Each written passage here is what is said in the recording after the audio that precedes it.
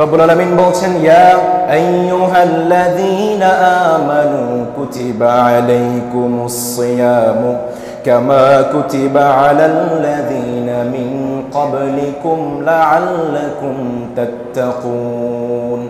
রব্বুল আলামিন বলছেন, তোমাদের উপর আমি রোজাকে ফরজ করেছি, শুধু তোমাদের উপরে নয়, তোমাদের আগেও যারা ছিল তাদের উপরও আমি রোজা ফরজ করেছিলাম, যেন তোমরা মুত্তাকি হতে পারো, গুনাহ থেকে বেঁচে থাকতে পারো, দুনিয়ার সমস্ত বিপদ আপদ থেকে যেন আমি মালিক তোমাদেরকে বাঁচিয়ে রাখতে পারি। সুবহানাল্লাহ।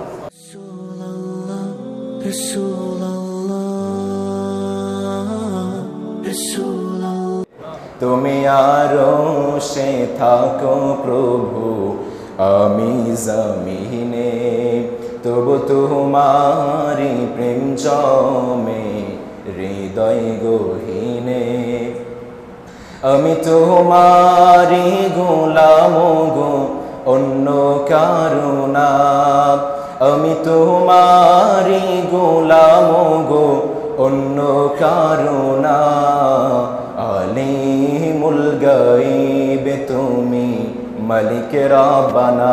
পড়েন, আল্লাহু আল্লাহু আল্লাহু আল্লাহ, আল্লাহু আল্লাহু আল্লাহু আল্লাহ। চিল্লায় পড়েন আল্লাহু আকবার।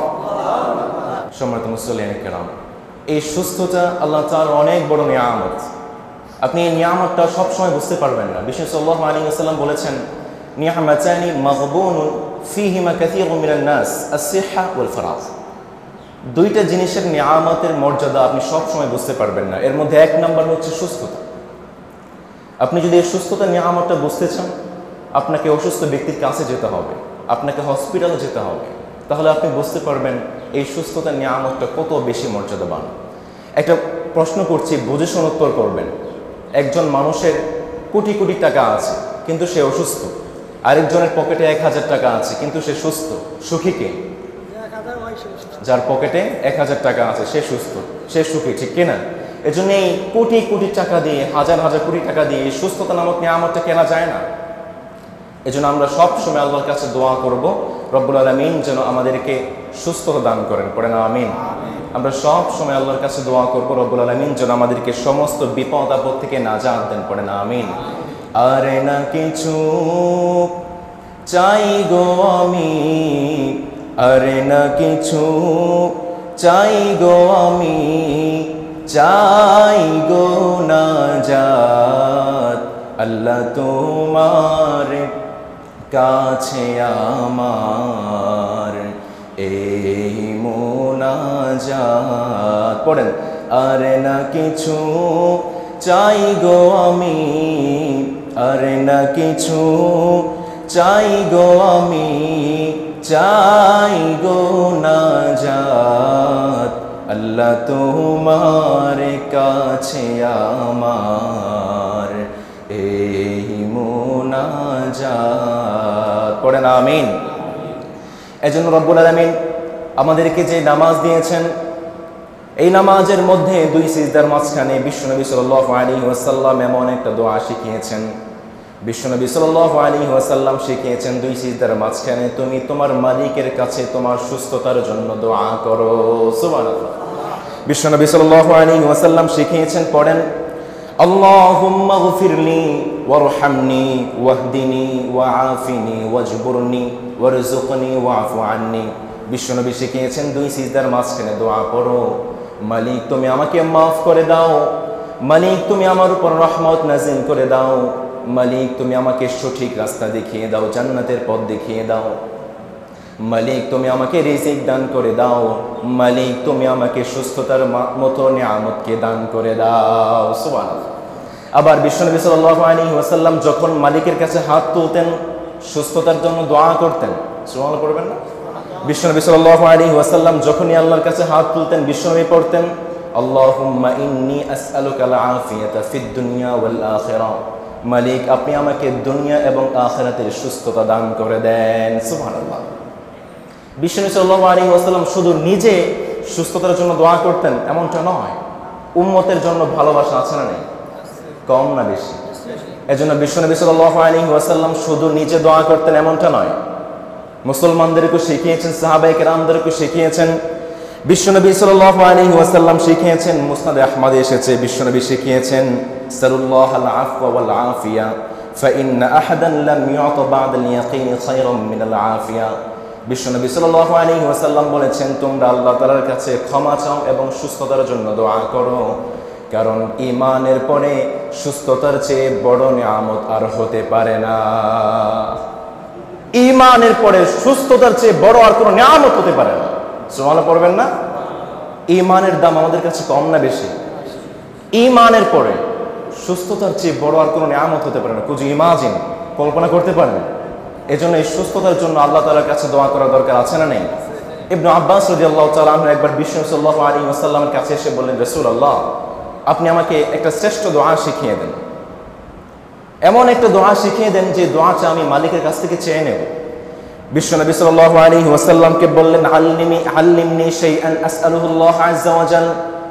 নবী, আপনি আমাকে এমন একটা দোয়া শিখিয়ে দেন, এমন একটা বাক্য শিখিয়ে দেন যে দোয়াটা আমি মালিকের কাছ থেকে চেয়ে নেব। বিশ্বনবী সাল্লাল্লাহু আলাইহি ওয়াসাল্লাম বললেন, সালিল্লাহুল আফিয়া। ও ইবনে আব্বাস, তুমি তোমার মালিকের কাছ থেকে সুস্থতা চেয়ে নাও। ইবনে আব্বাস রাদিয়াল্লাহু তাআলা আনহু চলে গেলেন। কিছুদিন পর আবার বিশ্বনবীর কাছে আসলেন, আবার বললেন, নবী, আপনি আমাকে আরেকটি দোয়া শিখিয়ে দেন। বিশ্বনবী সাল্লাল্লাহু আলাইহি ওয়াসাল্লাম বললেন, ইয়া ইবনে আব্বাস, ইয়া আম্মি রাসূলিল্লাহ সাল্লাল্লাহু আলাইহি ওয়াসাল্লাম, সালিল্লাহুল আফিয়াতা ফিদ দুনিয়া ওয়াল আখিরাহ। তুমি তোমার মালিকের কাছে দুনিয়া এবং আখিরাতের সুস্থতা চেয়ে নাও। পরপর দুইবার বিশ্ব সাল্লাল্লাহু আলাইহি ওয়াসাল্লাম ইবনে আব্বাস রাদিয়াল্লাহু তাআলা আনহুকে সুস্থতার জন্য দোয়া করার জন্য শিখিয়েছেন। পরে সুবহানাল্লাহ। এজন্য এই সুস্থতার জন্য মালিকের কাছে দোয়া করার দরকার আছে না নেই? কম না বেশি? এখানে আমরা যারা আছি, এখানে কি এমন কেউ আছেন যে সফল হতে চান না? ব্যক্তিগত জীবনে, সামাজিক জীবনে, রাষ্ট্রীয় জীবনে আমরা সব জায়গায় সফল হতে চাই, তাই না? We want to success in every step of our life. আমরা জীবনে প্রত্যেকটা ধাপে ধাপে সফল হতে চাই। সমাজে একটা ভালো অবস্থান চাই, আমরা যদি জব করতে চাই, ভালো একটা চাকরি চাই, সব জায়গায় আমরা সফল হতে চাই, তাই না? কিন্তু সফল কিভাবে হব? সফলতার মূল মন্ত্রটা কি? বিশ্বনবী সাল্লাল্লাহু আলাইহি ওয়াসাল্লাম কোন কোন স্টেপ, কোন কোন টিপস আমাদেরকে সফল হওয়ার জন্য শিখিয়েছেন তাই তো আমরা জানি না, তাই না? 5 রুলস ইউ মাস্ট ফলো। আপনি যদি সফল হতে চান 5টা রুলস আপনাকে ফলো করতে হবে। চিল্লায় বলেন কয়টা? আরো জোরে কয়টা? বিশ্বনবী সাল্লাল্লাহু আলাইহি ওয়াসাল্লাম শিখিয়েছেন, 1 নম্বর হচ্ছে শাবাবাকা ক্বাবলা হারামিক। আপনি বৃদ্ধ হয়ে যাওয়ার আগে আপনার যৌবনকালটাকে, সময়টাকে কাজে লাগাতে হবে। কারণ আপনি যৌবনকালে যে কাজগুলো করতে পারবেন, যে ইবাদতগুলো করতে পারবেন, বৃদ্ধ অবস্থায় সেই কাজগুলো আপনি করতে পারবেন না, ঠিক না? এজন্য 1 নম্বর হচ্ছে আপনার বৃদ্ধ হয়ে যাওয়ার আগে যৌবনকালের সময়টাকে কাজে লাগাতে হবে।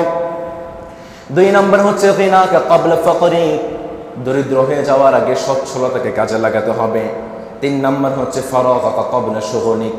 ব্যস্ত হয়ে যাওয়ার আগে অবসর সময়গুলোকে কাজে লাগাতে হবে। 4 নম্বর হচ্ছে হায়াতাকা ক্বাবলা মাউতিক। মরণ আসার আগে আপনার জীবনটাকে কাজে লাগাতে হবে। কারণ মরণ কখন এসে যায়, মৃত্যু কখন এসে যায় কেউ তো জানে না। হঠাৎ করে আপনার চোখ দুটো বন্ধ হয়ে যাবে, ঠিক না? আপনার আমলনামা বন্ধ হয়ে যাবে। আপনি দেখতে পাবেন আপনার আশেপাশে আপনার আত্মীয় স্বজন কাঁদতেছে, কিন্তু সেই সময় আপনার আমলনামা বন্ধ হয়ে যাবে, আপনার চোখ দুটো বন্ধ হয়ে যাবে, কোনো কিছু আপনার কোনো কাজে আসবে। দুনিয়াতে যে ভালো কাজগুলো করবেন, যে সুন্দর সুন্দর কাজগুলো করবেন, কিয়ামতের দিন সেই কঠিন দিনে এই কাজগুলো আপনার বিরুদ্ধে, আপনার পক্ষে আলো হয়ে যাবে, ঠিক না?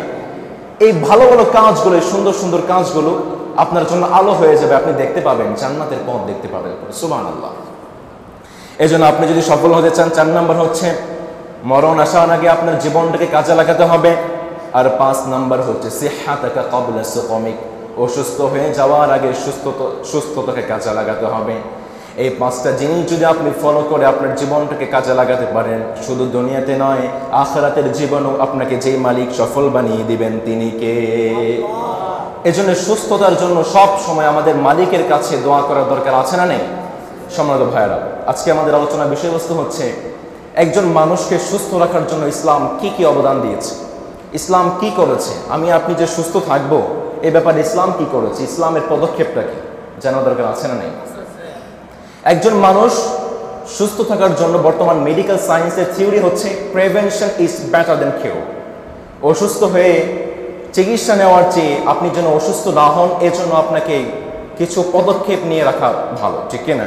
Prevention is better than cure. এটাকে আপনি মনে করেছেন এটা বিজ্ঞান নিজ থেকে বলেছে? 1450 বছর পূর্বে ইসলামের নবী বিশ্বনবী সাল্লাল্লাহু আলাইহি ওয়াসাল্লাম মুসলমানদেরকে এই থিওরি শিক্ষা দিয়েছে। সুবহানাল্লাহ, কি পড়েন? চিল্লায় পড়েন সুবহানাল্লাহ। এই আমাদের মহাগ্রন্থ আল কোরআন, এটা কি কোনো মেডিকেল সায়েন্সের গ্রন্থ? ন। কিন্তু এরপরও রব্বুল আলামিন এই কোরআনের 200 আয়াতেরও অধিক আয়াতে রব্বুল আলামিন চিকিৎসা সম্পর্কিত আলোচনা করেছেন। রিসার্চার গবেষক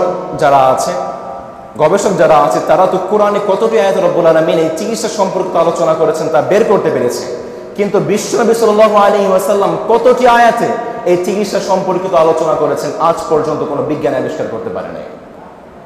সুবহানাল্লাহ পড়বেন না?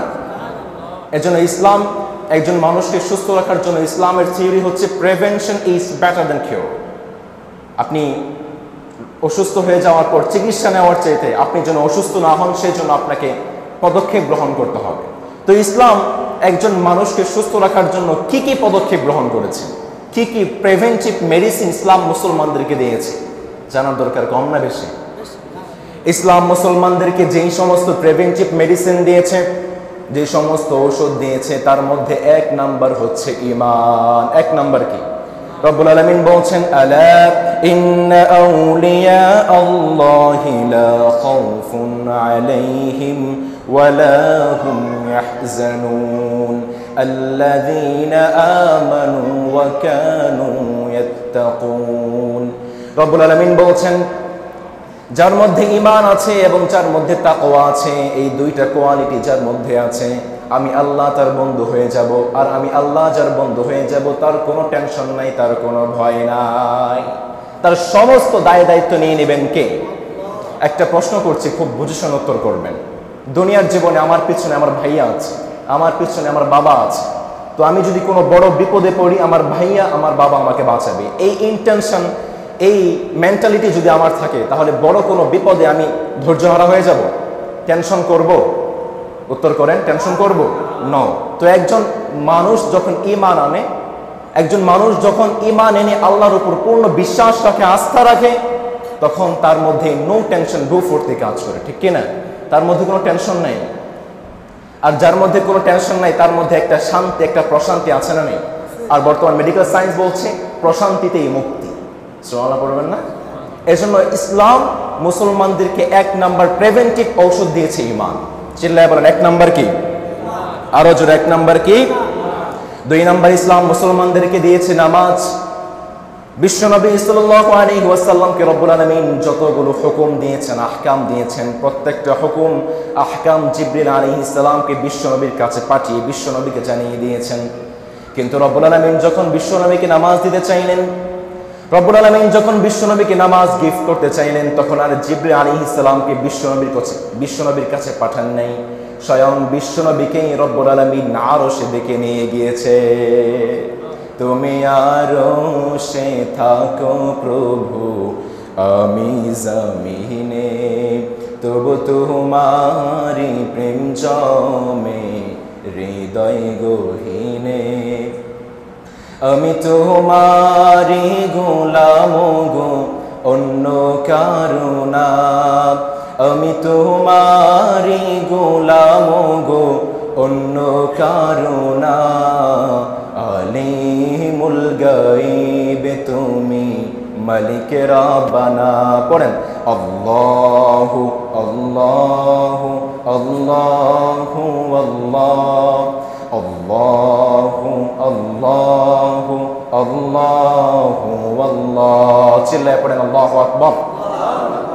বর্তমান মেডিকেল সায়েন্স বলছে আপনি যদি সুস্থ থাকতে চান তাহলে আপনার মধ্যে কয়টা জিনিস লাগবে? চিল্লায় বলেন কয়টা? বর্তমান মেডিকেল সায়েন্স বলছে আপনি সুস্থ থাকতে চাইলে 1 নাম্বার আপনাকে পরিষ্কার পরিচ্ছন্ন থাকতে হবে, 2 নাম্বার আপনাকে ডেইলি এক্সারসাইজ করতে হবে, ব্যায়াম করতে হবে, 3 নাম্বার আপনাকে বিশ্রাম করতে হবে। এই 3টা জিনিস যদি কোনো মানুষ ফুলফিল করতে পারে সে ব্যক্তি সুস্থ থাকবে। আর রব্বুল আলামিন মুসলমানদেরকে প্রিভেন্টিভ মেডিসিন হিসাবে, ঔষধ হিসাবে যে নামাজ দিয়েছেন, এই নামাজের মাধ্যমে এই তিনটা জিনিস পরিপূর্ণ হয়ে যায়। আল্লাহু আকবার। কুজ ইমাজিন 1450 বছর পূর্বে ইসলাম যে মুসলমানদেরকে নামাজ দিয়েছে, বর্তমান মেডিকেল সায়েন্স বলছে তিনটা জিনিস লাগবে আপনি সুস্থ থাকতে চাইলে, আর তিনটা জিনিস এই নামাজের মাধ্যমে পরিপূর্ণ হয়ে যায়। সুবহানাল্লাহ। এক নম্বর হচ্ছে আপনাকে পরিষ্কার পরিচ্ছন্ন থাকতে হবে। একটা এক্সাম্পল দিচ্ছি, এই যে আমরা বাইরে ঘোরাফেরা করি, আবহাওয়াতে অনেক ময়লা আছে। আমরা যখন বাইরে ঘোরাফেরা করি আমরা আমাদের নাক দিয়ে নিঃশ্বাস নিচ্ছি, আর এই নিঃশ্বাসের সাথে বিভিন্ন ময়লা আছে না নেই? নিঃশ্বাসের সাথে আমাদের নাক দিয়ে বিভিন্ন ময়লা যাচ্ছে, বিভিন্ন জীবাণু যাচ্ছে। কিন্তু রব্বুল আলামিন নাকের মধ্যে এমন একটা জাল, এমন একটা মেশিন ফিট করে দিয়েছেন, এমন একটা মেশিন সেট করে দিয়েছেন, এই ময়লাগুলো আমাদের পেটে যেতে পারে না। যদি এই ময়লাগুলো আমাদের পেটে যায় আমরা অসুস্থ হয়ে যাব, আমরা অসুস্থ হয়ে যাব। এই জন্য রব্বুল আলামিন আমাদের নাকে এমন একটা মেশিন সেট করে দিয়েছেন, এই ময়লা আমাদের পেটে যেতে পারে না। এই নাক এই ময়লাগুলোকে আটকে ফেলে। তো আপনার যদি ধারণ ক্ষমতা থাকে 1 টন, আপনাকে যদি দিয়ে দেওয়া হয় 2 টন, আপনি পারবেন? তো নাক এই ময়লাগুলোকে আটকাতে থাকে, কিন্তু যখন আটকাতে আর আটকানোর মতো সক্ষমতা থাকে না, ক্ষমতা থাকে না, তখন এই ময়লাগুলো আমাদের পেটে যায় আর আমরা অসুস্থ হয়ে যাই। এজন্য ইসলাম বলে আপনি নামাজে আসেন, এই নামাজে আসার আগে আপনি ওযু করবেন, আর ওযুর মধ্যে আপনি ভালোভাবে নাকটাকে পরিষ্কার করবেন, আর এই নাকটাকে পরিষ্কার করার মাধ্যমে নাক নতুনভাবে সেই ময়লাগুলোকে ধারণ করার মতো শক্তি পেয়ে যায়। সুবহানাল্লাহ পড়বেন না? এই জন্য 1 নম্বর হচ্ছে আপনাকে পরিষ্কার পরিচ্ছন্ন থাকতে হবে। আর একজন মানুষ যখন নামাজে আসে, এই নামাজ একজন মানুষকে পরিষ্কার পরিচ্ছন্ন হতে সাহায্য করে। 2 নম্বর হচ্ছে আপনাকে ব্যায়াম করতে হবে। ব্যায়ামের অন্যতম উদ্দেশ্য হচ্ছে আমরা যখন হাঁটা চলা করছি, আমাদের শরীরের ব্লাড সার্কুলেশন হচ্ছে, রক্ত চলাচল করছে। ব্যায়ামের উদ্দেশ্য হচ্ছে এই রক্ত চলাচলটা যেন ঠিকভাবে হয়, সঠিকভাবে হয়। তো আমরা যখন রাস্তাঘাটে চলাফেরা করি, কাজকর্ম করি, আমাদের মাথায় যতটুকু রক্ত যাওয়া প্রয়োজন, আমাদের মাথায় অতটুকু রক্ত যায় না। আমরা যখন হাঁটার সময় মাথায় পাঞ্চ করে রক্তগুলো মাথায় সঠিকভাবে পৌঁছাতে পারে না। এজন্য ইসলাম বলে আপনি সিজদায় যান। আর একজন মুসলমান যখন সিজদায় যায়, তার সুস্থ থাকার জন্য মাথায় যতটুকু রক্ত যাওয়া প্রয়োজন, রব্বুল আলামিন মাথায় ততটুকু রক্ত পৌঁছে দেয়। এজন্য বর্তমান মেডিকেল সায়েন্স বলছে, তারা তো আর নামাজ পড়ে না, তারা বলছে তোমরা মুসলমানদের মতো সিজদে যাও, মাথাটাকে ঝোঁকাও, সুস্থ রাখবেন কে? এজন্য আপনি যদি সুস্থ থাকতে চান, 2 নম্বর হচ্ছে আপনাকে ব্যায়াম করতে হবে। 3 নম্বর হচ্ছে আপনাকে বিশ্রাম নিতে হবে। আপনি যদি লাগাতার কাজ করেন, আপনি অসুস্থ হয়ে যাবেন। মানুষ লাগাতার কাজ করতে পারে, আর ইসলাম মুসলমানদের জন্য নামাজটাকে এমনভাবে সেট করে দিয়েছেন, আপনি লাগাতার কাজ করতে পারবেন। সকালে উঠে আপনার ফজরের নামাজ, কিছুক্ষণ কাজ করার পর আপনার সামনে আসবে জোহরের নামাজ, এরপরে আছে আসরের নামাজ, এরপরে আছে মাগরিবের নামাজ, এরপরে আছে এশার নামাজ। আর একজন মুসলমান যখন দিল মন একাত্ম করে তার মালিকের সামনে দাঁড়িয়ে যায়, একজন মানুষ সুস্থ থাকার জন্য যতটুকু বিশ্রামের প্রয়োজন হয়, রব্বুল আলামিন এই নামাজের মাধ্যমে তা পূর্ণ করে দেয়। তো একজন মানুষ সুস্থ থাকার জন্য রব্বুল আলামিন ইসলাম আমাদেরকে প্রিভেন্টিভ মেডিসিন হিসাবে, ঔষধ হিসাবে 2 নাম্বার দিয়েছে কি? নামাজ। 2 নাম্বার কি দিয়েছে? 3 নাম্বার দিয়েছে রোজা। আপনাদের গ্যাস্ট্রিক আলসার আছে? ডায়াবেটিস তো আপনাদের সমাজে নাই না? আছে? অবেসিটি আছে, শরীরে অতিরিক্ত ওজন আপনাদের সমাজে আছে? প্রত্যেকটার মহা ঔষধ হচ্ছে এই রোজা। সুবহানাল্লাহ পড়বেন না? রব্বুল আলামিন বলছেন, ইয়া আইয়ুহাল্লাযীনা আমানু কুতিবা আলাইকুমুস সিয়ামু কামা কুতিবা আলাল্লাযীনা মিন ক্বাবলিকুম লাআল্লাকুম তাত্তাকুন। রব্বুল আলামিন বলছেন, তোমাদের উপর আমি রোজাকে ফরজ করেছি। শুধু তোমাদের উপরে নয়, তোমাদের আগেও যারা ছিল তাদের উপরও আমি রোজা ফরজ করেছিলাম, যেন তোমরা মুত্তাকি হতে পারো, গুনাহ থেকে বেঁচে থাকতে পারো, দুনিয়ার সমস্ত বিপদ আপদ থেকে যেন আমি মালিক তোমাদেরকে বাঁচিয়ে রাখতে পারি। সুবহানাল্লাহ। 1958 সাল থেকে 1963 সাল পর্যন্ত ঢাকা এবং রাজশাহী মেডিকেল কলেজে রমাদান মাসে একদল গবেষক কিছু মানুষের উপর গবেষণা চালিয়েছে, এবং রমাদান শেষে তারা একটা গবেষণাপত্রে লিখেছে 80% জন রোজাদারের ডায়াবেটিক্স, অতিরিক্ত ওজন এবং গ্যাস্ট্রিক আলসার ভালো হয়ে গিয়েছে। চিল্লায় পড়েন আল্লাহু আকবার। কুজ ইমাজিন। আপনারা মহাত্মা গান্ধীকে চেনেন? পলিটিক্যাল লিডার ছিলেন, অনেক পাওয়ারফুল লিডার ছিলেন। ফিরোজ রাজ গান্ধী জীবনে লিখেছেন, এই মহাত্মা গান্ধী রোজাকে খুব ভালোবাসতেন এবং তিনি বলতেন, তোমরা যদি সবল থাকতে চাও, সুস্থ থাকতে চাও, কর্মক্ষম থাকতে চাও, তাহলে রোজা রাখো। মনে পড়বেন না? আবার অক্সফোর্ড বিশ্ববিদ্যালয়ের প্রফেসর মোরপান বলেছেন, ইসলাম মুসলমানদেরকে যে সমস্ত হুকুম দিয়েছে, আহকাম দিয়েছে, এর একটাও যদি না দিত, শুধু রোজা যদি মুসলমানদেরকে দিত, এরপরও মুসলমান রোজার মতো নিয়ামতের শুকরিয়া আদায় করে শেষ করতে পারত। চিল্লায় পড়েন সুবহানাল্লাহ। এরপরে পোল্যান্ডের পাদ্রী পোপ ইরব গল বলেছেন, আমি আমার অনুসারীদেরকে মাসে 3 দিন রোজা থাকার আদেশ দিচ্ছি, কারণ এই রোজা থাকার মাধ্যমে আমি যতটুকু সুস্থতা অনুভব করেছি, অন্য কোনো কাজে আমি এতটুকু সুস্থতা অনুভব করতে পারি নাই। চিল্লায় পড়েন সুবহানাল্লাহ। এরপরে কেমব্রিজের ডাক্তার লোথার জিন বলেছেন, কেউ যদি রোজা রাখে তাহলে তার পাকস্থলীর সুস্থতার গ্যারান্টি আমি দিয়ে দিলাম। এই জন্য রোজা রাখার দরকার আছে না নেই? সুস্থ থাকার জন্য রোজা থাকার দরকার আছে না নেই? এই জন্য আবু হুরায়রা রাদিয়াল্লাহু তাআলা আনহু থেকে বর্ণিত বিশ্বনবী সাল্লাল্লাহু আলাইহি ওয়াসাল্লাম বলেছেন, কোনো মানুষ যদি সুস্থ থাকতে চায় সে যেন রোজা রাখে, কারণ সুস্থ থাকার জন্য রোজা রাখার দরকার আছে না নেই? একজন মানুষ যখন রোজা রাখে, রব্বুল আলামিন তাকে সুস্থ করে দেয়। এজন্য ইসলাম মুসলমানদেরকে প্রিভেন্টিভ মেডিসিন হিসাবে 3 নাম্বার দিয়েছে রোজা, 4 নাম্বার দিয়েছে খাতনা। আপনারা খাতনা চেনেন তো? কি বলেন আপনারা খাতনাকে? মুসলমানই না? আমি এই খাতনার উপর অনেকগুলো রিসার্চ পেপার পড়েছি। The American Academy of Paediatricians, America চিকিৎসা বিষয়ক ম্যাগাজিন 1990 সালে মার্চ সংখ্যায় একটা রিপোর্ট বের করেছিল। এরপরে ওয়াশিংটনের সামরিক হাসপাতালে শিশুরোগ বিভাগের প্রধান প্রফেসর ভাইসওয়েল একটা রিপোর্ট বের করেছিল। এরপরে আমেরিকান ফ্যামিলি ফিজিশিয়ান ম্যাগাজিন 1990 সালে মার্চ সংখ্যায় একটা রিপোর্ট বের করেছে। এরপরে ইংল্যান্ডে জার্নাল অফ মেডিসিনে ডক্টর শিয়নের একটি রিপোর্ট আছে। এরপরে ব্রিটেনের চিকিৎসা বিষয়ক ম্যাগাজিন বিএমজি, এই বিএমজি একটা রিপোর্ট বের করেছিল। এই প্রত্যেকটা রিপোর্টের সারাংশ হচ্ছে, circumcisions are needed to prevent one case of penile cancer. আপনি যদি ফিনাইল ক্যান্সার, যৌন রোগের ক্যান্সার থেকে, যৌন ক্যান্সার থেকে বাঁচতে চান, এই খাতনা করতে হবে। সুবহানাল্লাহ। কালকে পড়েন। যৌন রোগের ক্যান্সারের নাম হচ্ছে ফাইমাসিস, প্যারাফাইমোসিস। বর্তমানে আমাদের পাশে যে রাষ্ট্র আছে ভারত, এই ভারতে ক্যান্সার আক্রান্ত রোগীদের 10% ক্যান্সার আক্রান্ত হচ্ছে ফাইমোসিস এবং প্যারাফাইমোসিস ক্যান্সার আক্রান্ত। শ্রীলঙ্কায় 14% ক্যান্সার আক্রান্ত মানুষ এই ফাইমোসিস এবং প্যারাফাইমোসিস ক্যান্সার আক্রান্ত। চীনে 18% মানুষ এই ফাইমোসিস এবং প্যারাফাইমোসিস ক্যান্সার আক্রান্ত।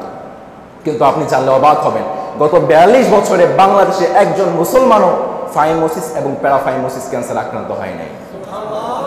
এজন্য বিশ্বনবী সাল্লাল্লাহু আলাইহি ওয়াসাল্লাম বলেছেন, আশকুম মিন সুনানিল মুরসালিন, 10টি সুন্নত এরকম আছে যেটা শুধু আমি বিশ্বনবীর সুন্নত নয়, পুরো পৃথিবীতে যত নবী রাসূল এসেছিলেন সব নবী রাসূলদের সুন্নত ছিল। এর মধ্যে 1 নম্বর হচ্ছে আল খিতান, 1 নম্বর হচ্ছে খাতনা করা। এজন্য ইব্রাহিম আলাইহিস সালাম 80 বছর বয়সে, 86 বছর বয়সে নিজ হাতে নিজ কোঠার দিয়ে নিজের খাতনা করেছিলেন। সুবহানাল্লাহ। বিশ্বনবী সাল্লাল্লাহু আলাইহি ওয়াসাল্লাম বলেছেন, ইখতাতানা ইব্রাহিম আলাইহিস সালাম ওয়া হুয়া ইবনু 80 সানা বিল কদুম। ইব্রাহিম আলাইহিস সালাম 80 বছর বয়সে নিজ হাতে নিজ কোঠার দিয়ে নিজের খাতনা করেছিলেন। আবার বিশ্বনবী সাল্লাল্লাহু আলাইহি ওয়াসাল্লাম বলেন, আল ফিতরাতু খামসুন, ইব্রাহিমী ধর্মের বৈশিষ্ট্য কয়টা? চিল্লায়া বলেন কয়টা? 1 নম্বর হচ্ছে আল খিতান, আপনাকে খাতনা করতে হবে। 2 নম্বর হচ্ছে আল ইস্তিহদাত, মেয়েরা নাক কান ফুটাবে। 3 নম্বর হচ্ছে কাসুস শারিব, মোচ খাটো করতে হবে। আমাদের সমাজে এমন তো অনেক মানুষ আছে, 3টা টর্চ লাইট মারলেও তার মুখ দেখা যায় না, আছে না নাই? এরকম লোক তো আপনাদের সমাজে নেই? আছে, আছে। ইব্রাহিমী ধর্মের 3 নম্বর বৈশিষ্ট্য হচ্ছে আপনাকে মোচ খাটো করতে হবে। 4 নম্বর বৈশিষ্ট্য হচ্ছে তাকলিমুল আযফার, আপনার নখগুলোকে খাটো করতে হবে। আর 5 নম্বর হচ্ছে ওনাতফুল ইব, আপনার বগলের লোমগুলো ক্লিন রাখতে হবে। এর মধ্যে 1 নম্বর খাতনা আছে না নাই? মুসলমানই আছে না নাই? এজন্য ইসলাম মুসলমানদেরকে প্রিভেন্টিভ মেডিসিন হিসাবে খাতনা দিয়েছে। 5 নম্বর দিয়েছে মায়ের দুধ। শিশুদের জন্য মায়ের দুধ দিয়েছেন কে? রব্বুল আমিন বলছেন, ওয়াল ওয়ালিদাতু ইউরদি'না আওলাদাহুন্না হাওলাইনি কামিলাইনি লিমান আরাদা আন ইউতিম্মার রাদাআ। রব্বুল আলামিন মায়েদেরকে আদেশ দিচ্ছেন তোমরা তোমাদের বাচ্চাদেরকে দুধ খাওয়াও। সুবহানাল্লাহ। একজন মা যখন শিশু প্রসব করে, বাচ্চা জন্ম দেয়, তখন মায়ের বুকে যে দুধটা আসে সেই দুধটাকে আমরা কি বলি? শাল দুধ না? বিজ্ঞানের ভাষায় এটাকে বলা হয় কোলাস্টাম। রব্বুল আলামিন এই কোলাস্টামে স্নেহ শর্করা কম দিয়েছেন, কিন্তু খনিজ লবণ, লৌহ, আমিষের সংখ্যা বাড়িয়ে দিয়েছেন, যা একজন শিশুর বর্ধনের ক্ষেত্রে খুব অনেক বড় সহায়ক। সুবহানাল্লাহ পড়বেন না? আবার মায়ের দুধ শিশুদের জন্য অ্যান্টিবায়োটিকের মতো কাজ করে। যে শিশুরা মায়ের দুধ খায় তাদের ডায়রিয়া হয় না, তাদের যক্ষ্মা হয় না, তাদের ভাইরাস জনিত রোগ হয় না। এটা আমি বলতেছি, মেডিকেল সায়েন্স বলছে। আবার আমাদের সমাজে কৃত্রিম দুধ আছে না? কৃত্রিম দুধ অনেক সময় শিশুদের শরীরের সাথে সুসামঞ্জস্যপূর্ণ নয়। এজন্য যারা কৃত্রিম দুধ খায়, যে শিশুরা খায়, দেখবেন তাদের মধ্যে অধিকাংশের ডায়াবেটিক্স হয়। শিশুকালে অধিকাংশের ডায়াবেটিক্স হয়, হার্টের সমস্যা হয়। আপনারা কি ভেবেছেন এই ডায়াবেটিক্স, হার্টের সমস্যা শুধু বড়দের হয়? ন, শিশুদেরও হয়। যারা কৃত্রিম দুধ খায় তাদের এই ডায়াবেটিক্স, হার্টের সমস্যা হয়। এজন্য রব্বুল আলামিন বলছেন, তোমাদের মায়েদেরকে বলছেন তোমরা তোমাদের ছেলে মেয়েদেরকে দুধ খাওয়াবে। আমাদের সমাজে অনেক মায়েরা আছেন যারা নিজেদের বডি ফিটনেস ঠিক রাখার জন্য ছেলে মেয়েদেরকে দুধ খাওয়াতে চায় না, আছে না নেই? প্রফেসর প্যাথোলজিস্ট উইলস লিখেছেন, যে মায়েরা তার ছেলেদেরকে দুধ খাওয়াতে চায় না, ভবিষ্যতে সেই মায়েদেরই ব্রেস্ট ক্যান্সার হয়। যে মায়েরা দুধ খাওয়াতে চায় না, ভবিষ্যতে সেই মায়েদের ব্রেস্ট ক্যান্সার হয়। এজন্যে রব্বুল আলামিন এই দুধ পান করার মাধ্যমে মা এবং শিশুর মধ্যে এক অকৃত্রিম বন্ধন তৈরি করে দেয়। সুবহানাল্লাহ পড়েন। মায়ের রেখে ধার দুধের দাম, কাটিয়া গায়ের চাম, একে ধার দুধের দাম, মায়ের একে ধার দুধের দাম, কাটিয়া গায়ের চাম, পাপুষ বানাইলে ঋণের শোধ হবে না, এমন দরদি হবে কেউ হবে না আমার মা গো। ঠিক কিনা? এজন্যে আমাদের বাবারা যারা আছেন, মায়েদেরকে বলবেন ছেলে মেয়েদেরকে দুধ খাওয়াতে হবে। মেডিসিন, ইসলাম মুসলমানদেরকে যেন কোনো অসুস্থতা কাবু করতে না পারে, মুসলমানদেরকে যেন কোনো রোগ অ্যাটাক করতে না পারে, এই জন্য ইসলাম বড় বড় এই 5টা প্রিভেন্টিভ মেডিসিন মুসলমানদেরকে দিয়েছে। আমি আপনাকে চ্যালেঞ্জ করছি, অন্য কোনো ধর্ম পাবেন যে ধর্ম তার অনুসারীদেরকে এমন প্রিভেন্টিভ কিছু ওষুধ দিয়েছে? দেখাতে পারবেন? পারবেন না। এটাই হচ্ছে ইসলাম। দিস ইজ আওয়ার রিলিজিয়ন, ইসলাম। আমরা ইসলামটাকে জানি না, আমরা ইসলামটাকে চিনতে চাই না, আমরা ইসলামটাকে মানতে চাই না। কিন্তু আপনি যদি ইসলামটাকে জানেন, ইসলামটাকে যদি আপনি গবেষণা করেন, আপনার মাথাটা অটোমেটিক্যালি আপনার মালিকের সামনে নত হয়ে যাবে। ঠিক কিনা? এই জন্য ইসলামটাকে জানার দরকার আছে না নেই? আরো আসতে বলেন, আছে না নেই? সবাই বলে নাই, আছে না নেই? ইসলামটাকে জানতে হবে। এজন্য ইসলাম মুসলমানদেরকে 5টা প্রিভেন্টিভ মেডিসিন দিয়েছে, ওষুধ দিয়েছে। আবার বিশ্বনবী সাল্লাল্লাহু আলাইহি ওয়াসাল্লাম তার অনুসারীদেরকে যেন সুস্থ থাকতে পারে, এই জন্য বিশ্বনবী সাল্লাল্লাহু আলাইহি ওয়াসাল্লাম মুসলমানদেরকে 5টা টিপস দিয়েছে। চিল্লায়া বলেন কয়টা? আরো জোরে কয়টা? 1 নম্বর হচ্ছে আপনি যদি সুস্থ থাকতে চান, 1 নম্বর হচ্ছে আপনাকে ব্যায়াম করতে হবে, ডেইলি এক্সারসাইজ করতে হবে। আপনি জিমে গিয়ে প্রফেশনালি জিম করবেন, ব্যায়াম করবেন, ব্যাপারটা এরকম নয়। আপনি আপনার ফ্যামিলিকে সময় দেবেন, আপনার ঘরে যে কাজগুলো আছে এই ছোট ছোট কাজগুলো করবেন, ডেইলি অ্যাক্টিভিটিস যেটাকে বলে, আপনি কাজ করতে হবে। বিশ্বনবী সাল্লাল্লাহু আলাইহি ওয়াসাল্লাম অলসতাকে পছন্দ করতেন না, আবার অতিরিক্ত কাজকেও পছন্দ করতেন। বিশ্বনবী সাল্লাল্লাহু আলাইহি ওয়াসাল্লাম যারা কাজ করে তাদেরকে পছন্দ করতেন। এক গ্রাম্য সাহাবী বিশ্বনবী সাল্লাল্লাহু আলাইহি ওয়াসাল্লামের কাছে এসে বললেন, ইয়া রাসূলুল্লাহ, আমি আপনার সাথে আমার হাতটাকে মেলাতে চাই, মুসাফাহা করতে চাই। বিশ্বনবী সাল্লাল্লাহু আলাইহি ওয়াসাল্লাম সেই সাহাবীর দিকে হাতটাকে বাড়িয়ে দিলেন, মুসাফাহা করলেন। বিশ্বনবী সাল্লাল্লাহু আলাইহি ওয়াসাল্লাম দেখতে পেলেন সেই সাহাবীর হাতটা অনেক শক্ত। আল্লাহ রাসূল সাল্লাল্লাহু আলাইহি ওয়াসাল্লাম আল্লাহ রাসূল সাল্লাল্লাহু আলাইহি ওয়াসাল্লাম বললেন, ও সাহাবী, তোমার হাতটা তো অনেক শক্ত মনে হয়, বড্ড শক্ত লাগছে, তুমি কি করো? সাহাবী বললেন, রাসূলুল্লাহ, আমি তো কাজ করে খাই, আমি খেটে খাওয়া মানুষ। বিশ্বনবী সাল্লাল্লাহু আলাইহি ওয়াসাল্লাম বললেন, তুমি তোমার যে হাত দিয়ে কাজ করে খাও, পরিশ্রম করে খাও, রব্বুল আলামিনের কাছে এই 2 হাতের দাম অনেক বেশি। তুমি যে 2 হাত দিয়ে কাজ করে খাও, তোমার মালিকের কাছে এই 2 হাতের দাম অনেক বেশি। এজন্য কাজ করে খাওয়া দরকার আছে না নেই? আমাদের সমাজে অনেক মানুষ আছে যারা 5 হাত দিয়ে কামায়, তাই না? দুই হাত, দুই পা, মুখ। এরকম দুর্নীতিবাজ তো আমাদের সমাজে নাই, এরকম চোর তো আমাদের সমাজে নাই, আছে না নেই? এই সমস্ত চোরদের জন্য আমাদের যারা অসহায় মানুষ আছে তাদের আজকে বেহাল অবস্থা। বঙ্গবন্ধু শেখ মুজিবুর রহমান বলেছিলেন, মানুষ তো বিভিন্ন জিনিসের খনি পায়, আমি চোরের খনি পেয়েছি। বাংলাদেশের চোরের সংখ্যা কম না বেশি? মুসলমান জেনে রাখবেন, যতদিন পর্যন্ত বাংলাদেশ চোর মুক্ত এবং দুর্নীতিবাজ মুক্ত করতে না পারবেন, বাঙালিদের দিয়ে বড় কোনো সাফল্য কখনোই সম্ভব নয়, ঠিক কিনা? এজন্য চোর মুক্ত এবং দুর্নীতিবাজ মুক্ত সমাজ গড়া দরকার, আছে না নেই? কে কে রাজি আছেন দেখি? দুহাত আল্লাহকে দেখিয়ে দেন, তাকবীর পড়েন, লিল্লাহি তাকবীর, লিল্লাহি তাকবীর, লিল্লাহি তাকবীর। হাত নামান, আল্লাহ তুমি তৌফিক দাও, পড়েন আমিন। এজন্য বিষ্ণু সাল্লাল্লাহু আলাইহি ওয়াসাল্লাম যারা কাজ করে তাদেরকে পছন্দ করতেন, যারা অলসতা করে তাদেরকে পছন্দ করতেন, আবার যারা অতিরিক্ত কাজ করে তাদেরকেও পছন্দ করতেন। বিশ্বনবী সাল্লাল্লাহু আলাইহি ওয়াসাল্লামের মাদানী জীবন যদি আপনি দেখেন, বিশ্বনবী সাল্লাল্লাহু আলাইহি ওয়াসাল্লামের মাদানী জীবনে এমন একটা দিন ছিল না যেই দিন বিশ্বনবী সাল্লাল্লাহু আলাইহি ওয়াসাল্লাম কোনো অসুস্থ মানুষকে দেখতে যেতেন না। আবার বিশ্বনবী সাল্লাল্লাহু আলাইহি ওয়াসাল্লামের প্রতি শনিবারের রুটিন ছিল, বিশ্বনবী সাল্লাল্লাহু আলাইহি ওয়াসাল্লাম প্রতি শনিবার মদিনা থেকে 5 কিলোমিটার দূরে হাঁটতে যেতেন। 1 কিলোমিটার হাঁটতে 10 থেকে 12 মিনিট সময় লাগে, 5 কিলোমিটার হাঁটতে প্রায় 1 ঘন্টা সময় লাগে। এখান থেকেই বর্তমান মেডিকেল সায়েন্স বলছে আপনি যদি সুস্থ থাকতে চান তাহলে প্রতিদিন আপনাকে অ্যাটলিস্ট 1 ঘন্টা পরিমাণ হাঁটতে হবে। সবই তো আমার বিশ্বনবীর জীবনী থেকে নেওয়া ভাই, সুবহানাল্লাহ পড়বেন না? বর্তমান মেডিকেল সায়েন্স বলছে আপনি যদি সুস্থ থাকতে চান দিন আপনাকে অ্যাটলিস্ট 1 ঘন্টা হাঁটতে হবে, যেটা বিশ্বনবী সাল্লাল্লাহু আলাইহি ওয়াসাল্লামের সুন্নাহ ছিল। এজন্য বিশ্বনবী সাল্লাল্লাহু আলাইহি ওয়াসাল্লাম বলেছেন, 1 নাম্বার টিপস হচ্ছে আপনি যদি সুস্থ থাকতে চান আপনাকে দৈনন্দিন কাজ করতে হবে, ডেইলি অ্যাক্টিভিটিস আপনার মধ্যে থাকতে হবে। 2 নাম্বার হচ্ছে আপনার খাদ্যাভ্যাসে পরিবর্তন আনতে হবে। আমাদের সমাজে অনেক মানুষ আছেন যারা ভর পেটে খায়, সব সময় গলা পর্যন্ত খায়, আছে না নাই? খাওয়ার পরে আর নড়তে পারে না, শুয়ে যায়, তাই না? খাওয়ার পর শরীরটা ছেড়ে দেয়। আপনি ভাবতে পারেন আমার খাবার আছে, সমস্যা কি? আপনি খাবো, আমি খাবো, হ্যাঁ আপনি খেতে পারেন, কিন্তু এটা বিষ্ণু সাল্লাল্লাহু আলাইহি ওয়াসাল্লামের সুন্নাত নয়। বিষ্ণু সাল্লাল্লাহু আলাইহি ওয়াসাল্লামের ফর্মুলা ছিল সুলুতুন লিত-তুআম ওয়া সুলুতুন লিশ-শারাব ওয়া সুলুতুন লিন-নাফস। বিষ্ণু সাল্লাল্লাহু আলাইহি ওয়াসাল্লাম নিজের পেটটাকে কয়টা ভাগ করতেন? আরো জোরে, কয়টা? একটা হচ্ছে 1 ভাগ হচ্ছে খাবারের জন্য, আরেক ভাগ হচ্ছে পানির জন্য, আরেক ভাগ হচ্ছে শ্বাস প্রশ্বাসের জন্য।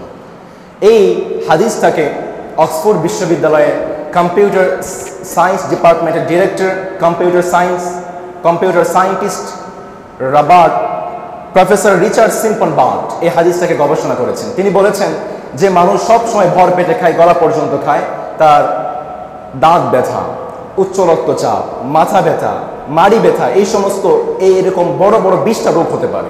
আর যদি বিষ্ণু সাল্লাল্লাহু আলাইহি ওয়াসাল্লামের ফর্মুলা অনুযায়ী আপনি আপনার ডেইলি খাবার গ্রহণ করেন, রব্বুল আলামিন আপনাকে এই 20টা বড় বড় রোগ থেকে বাঁচিয়ে দেয়। অমুসলিমরা বিষ্ণু সাল্লাল্লাহু আলাইহি ওয়াসাল্লামের হাদিস নিয়ে গবেষণা করে বিভিন্ন আশ্চর্য আজীব ইনফরমেশন আমাদেরকে দিচ্ছে, কিন্তু আমরা মুসলমানরা এই শিক্ষা গবেষণার ক্ষেত্রে একদম নিচে নেমে গিয়েছি, ঠিক কিনা? এজন্য বিশ্বনবী সাল্লাল্লাহু আলাইহি ওয়াসাল্লাম বলেছেন আপনি কম খাবেন। আবার বর্তমান মেডিকেল সায়েন্স বলছে একজন মানুষ যদি সুস্থ থাকতে চায় তাহলে দিনে 3 বেলা ভর পেটে নয়, সে দিনে 6 বেলা খাবে, কিন্তু কম খাবে, যেটা বিশ্বনবী সাল্লাল্লাহু আলাইহি ওয়াসাল্লামের সুন্নাহ ছিল। এজন্য বিশ্বনবী সাল্লাল্লাহু আলাইহি ওয়াসাল্লাম মানুষকে সুস্থ থাকার জন্য 2 নাম্বার টিপস হচ্ছে আপনি আপনার খাদ্যাভ্যাসের মধ্যে পরিবর্তন আনতে হবে। 3 নাম্বার টিপস হচ্ছে আপনাকে ঘুমাতে হবে। বর্তমান আমাদের যুবক ছেলেপেরা অনেকে আছেন যারা ঠিকমতো ঘুমাতে চায় না। ঘুমের ক্ষেত্রে ইসলামের ফর্মুলা হচ্ছে early to bed early to rise. আপনাকে আগে ঘুমোতে হবে, আগে উঠতে হবে। আপনি যদি আগে ঘুমে যান আবার শেষ রাতে আল্লাহর সামনে দাঁড়িয়ে যান, আপনাকে যে মালিক সুস্থ রাখবেন তিনি কে? বিশ্বনবী সাল্লাল্লাহু আলাইহি ওয়াসাল্লাম বলেছেন আফশুস সালাম ওয়া আত'আমুত তুআম ওয়া সিলুল আরহাম ওয়ান নাসু ওয়া সাল্লু ওয়ান নাসু নিয়াম। কোন মানুষ যদি হাসতে হাসতে জান্নাতে যেতে চায়, শান্তিতে জান্নাতে যেতে চায়, তার জন্য কয়টা কাজ? আরো জোরে, কয়টা? 1 নাম্বার হচ্ছে বেশি সালাম দিতে হবে। 2 নাম্বার হচ্ছে যারা গরিব অসহায় আছে তাদেরকে খাবার খাওয়াতে হবে। 3 নাম্বার হচ্ছে আত্মীয়তার বন্ধনটাকে টিকিয়ে রাখতে হবে।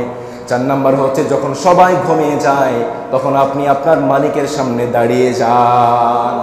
তাহাজ্জুদের যায় নামাজে মরণ দিও প্রভু আমায়, একামতে দিনের কাজে কবুল করে নিও আমায়। পড়েন তাহাজ্জুদের যায় না মাঝে মরণ দিও প্রভু আমায়, একামতে দিনের কাজে কবুল করে নিও আমায়। পড়েন আমিন। এজন্যে ইসলাম 3 নম্বর যে বিশ্বনবী সাল্লাল্লাহু আলাইহি ওয়াসাল্লাম 3 নম্বর যে ফর্মুলাটা আমাদেরকে দিয়েছেন, ঘুমাতে হবে। এই ঘুমের ক্ষেত্রে যারা রাতে ঘুমাতে চায় না তাদের জন্য একটা বড় ভয়াবহ একটা পরিণতি অপেক্ষা করছে। যারা রাতের বেলা ঘুমাতে চায় না, যারা রাতের বেলা ঘুমায়, রব্বুল আলামিন এই যে আমরা সারাদিন ঘোরাফেরা করছি না, আমাদের নাক দিয়ে মুখ দিয়ে বিভিন্ন জার্ম বিভিন্ন ময়লা আমাদের নাক দিয়ে মুখ দিয়ে যাচ্ছে। রব্বুল আলামিন রাতের বেলা ডিফেন্স মেকানিজম নামে একটা মেশিন আমাদের শরীরে সেট করে দেয়, অন করে দেয়।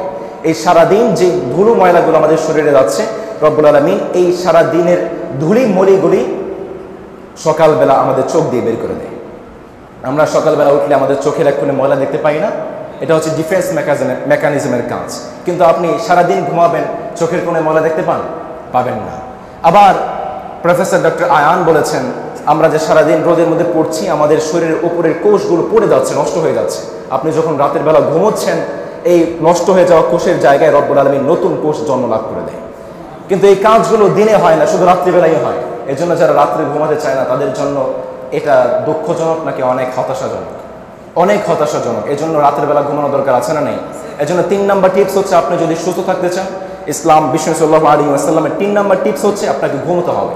4 নম্বর হচ্ছে আপনাকে পরিষ্কার পরিচ্ছন্ন থাকতে হবে। 5 নম্বর হচ্ছে আপনাকে পজিটিভ থাকতে হবে, টেনশন ফ্রি থাকতে হবে। এই 5টা বিশ্বনবী সাল্লাল্লাহু আলাইহি ওয়াসাল্লামের টিপস অনুযায়ী যদি কোনো মুসলমান থাকতে পারে, তাহলে সেই ব্যক্তিকে সুস্থ করে দেবেন কে? এর জন্য 5টা হচ্ছে ইসলাম আমাদেরকে প্রিভেন্টিভ মেডিসিন দিয়েছে, আর 5টা হচ্ছে বিশ্বনবী সাল্লাল্লাহু আলাইহি ওয়াসাল্লাম আমাদেরকে টিপস দিয়েছে। এই 10টা টিপস অনুযায়ী আমাদের জীবনযাপন করা দরকার আছে না নেই? রব্বুল আলামিন আমাদেরকে 10টা টিপস অনুযায়ী জীবনযাপন করে সুস্থ থাকার তৌফিক দান করুন। পড়েন আমিন।